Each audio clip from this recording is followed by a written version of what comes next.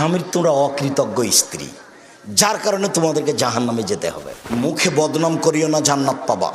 2, ওয়ালজেম বায়তাক, বাড়ি থেকে বাহিরে যায় না, জান্নাত পাবা। বলতে পারেন মহিলারা জাহান্নামে বেশি যাবে কেন? ওদের বদনাম বেশি। যখন আল্লাহ রাসূল বললেন ইয়া মাশারা নিসা তাসাদদাকনা ফাইন উরিদু আকসার আহলে আন-নার, মহিলারা শোনো শোনো শোনো শোনো, তোমরা দান করো, আমি তোমাদের অধিকাংশ দেখি জাহান্নামে। জাহান্নাম বলতে নারী আর নারী, জাহান্নাম বলতে নারী আর নারী, আমি তোমাদের অধিকাংশ দেখি জাহান্নামে নারী, তোমরা দান করে বাঁচো। তো দান করে বাঁচো কথাটা তো হলো, মহিলা এখন বলে বসলেন লেমা কেন কেন যাব জাহান্নামে বেশি, সেটা বলেন।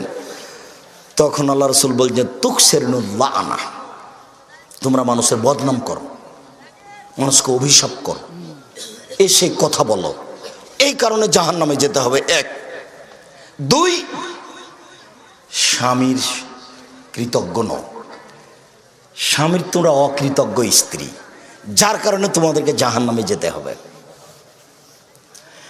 রাসূল সাল্লাল্লাহু আলাইহি ওয়াসাল্লামকে জিজ্ঞাসা করো আল্লাহর নবী মান্নাজাত, বাঁচার পথ কি?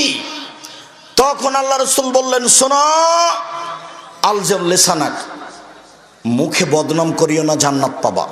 2, ওয়ালজাম বায়তাক, বাড়ি থেকে বাহিরে যায় না, জান্নাত পাবা। 3, পাপের জন্য কাঁদো, জান্নাত পাবা। আয়েশা রাদিয়াল্লাহু তাআলা আনহা বলেন আমি বললাম আল্লাহর নবী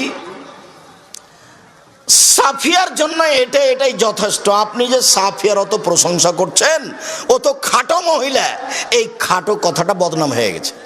তখন আল্লাহ রাসূল বলছেন আয়েশা শোনো, লাকাদ কুলতে কালেমাতান লাউ মুজিজাত বিহাল বাহার আলা মাজাজাতহু, আয়েশা তুমি যে কথাটা বলেছো, এই কথাটা যদি সাগরে ফেলে দেওয়া হয়, সাগরের পানি ঘোলা হয়ে যাবে। আয়েশা রাদিয়াল্লাহু আনহা কি বলেছেন?